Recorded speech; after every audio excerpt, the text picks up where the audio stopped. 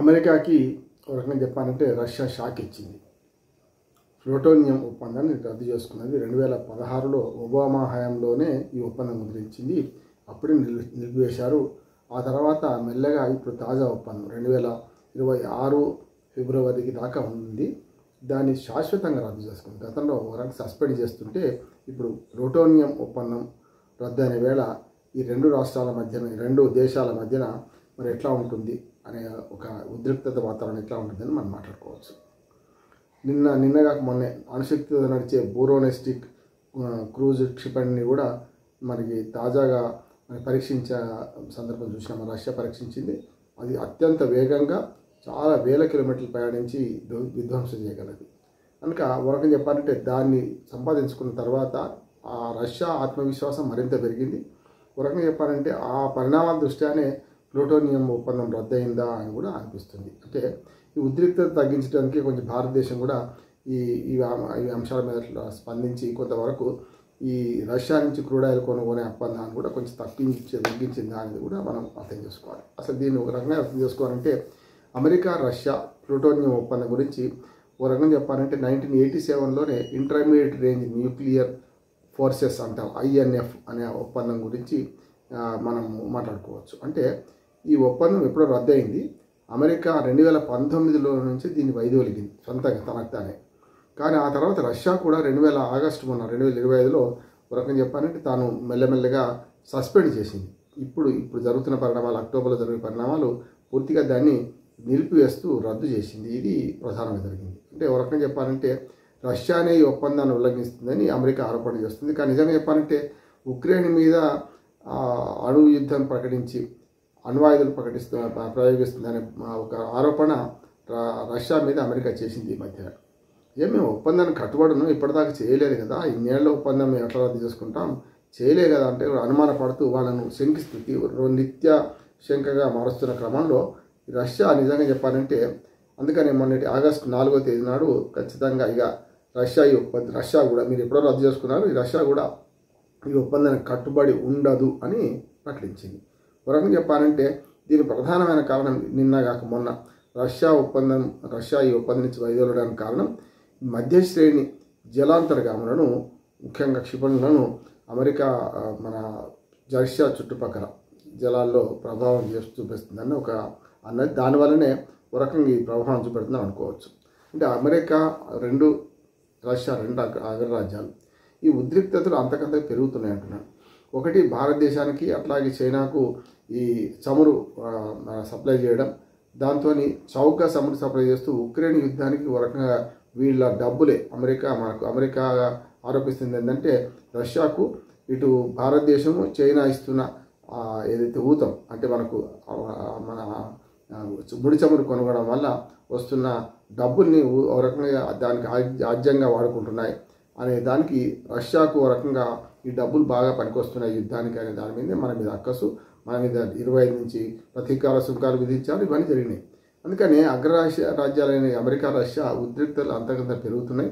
ఉక్రెయిన్పై యుద్ధం ప్రారంభించి 3 ఏళ్ళు అయిపోయింది. అయినా దాన్ని కొనసాగించడం, పాశ్చాత్య దేశాల మాటలను కూడా పిడిచెవున పెట్టడంతో అమెరికా ఆగ్రహం కట్టలు తెచ్చుకున్నది.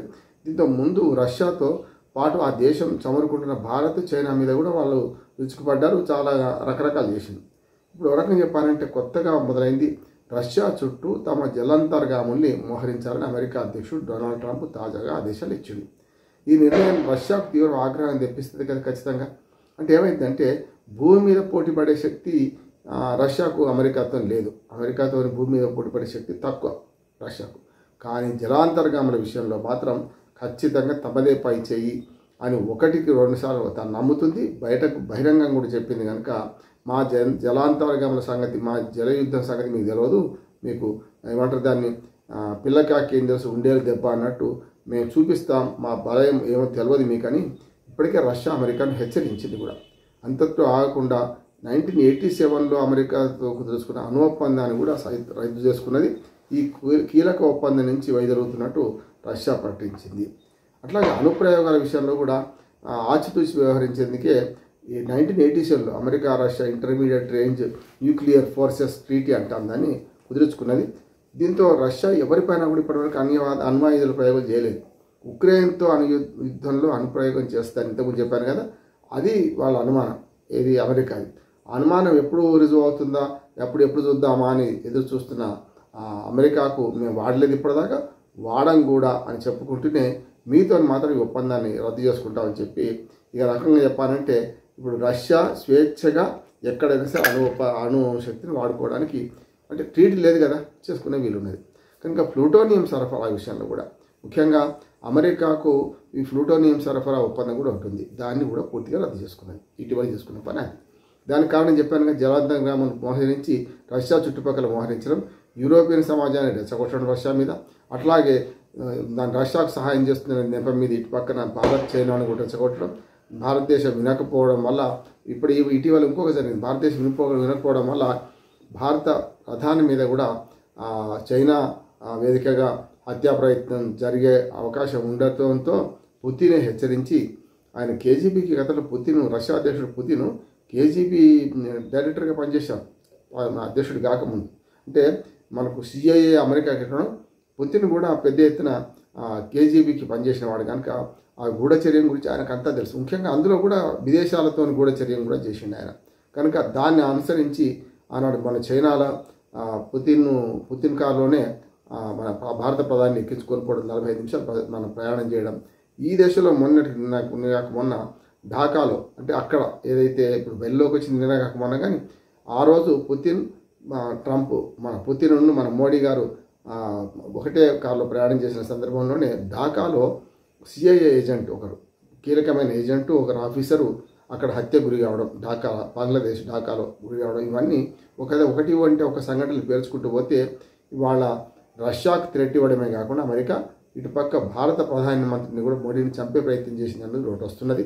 దానికి ఎక్కడా కూడా పిన్ డ్రాప్ సైలెన్స్. ఇప్పుడు అమెరికా ఏం మాట్లాడతలేదు, కానీ కాంగ్రెస్ లాంటి మన భారతదేశంలో కాంగ్రెస్ పార్టీ మాట్లాడుతుంది, దీని మీద నిగ్గు తేల్చాలి, సంగతి తేల్చాలని చెప్పి మాట్లాడుతున్నది. భారతదేశం విషయానికి వస్తే మనం ప్రతిపక్షాలకి వేరున్నా సరే మీ మీద హత్యా ప్రయత్నం జరిగిందనే మాట వస్తున్నప్పుడు మీరు దీని మీద ఎందుకు మాట్లాడరు అనే మాట వస్తున్నది. ఇవన్నీ చూస్తే ఇప్పుడు ఇవాళ అమెరికా సంబంధాలు మెల్లమెల్ల క్షీణిస్తున్నాయి.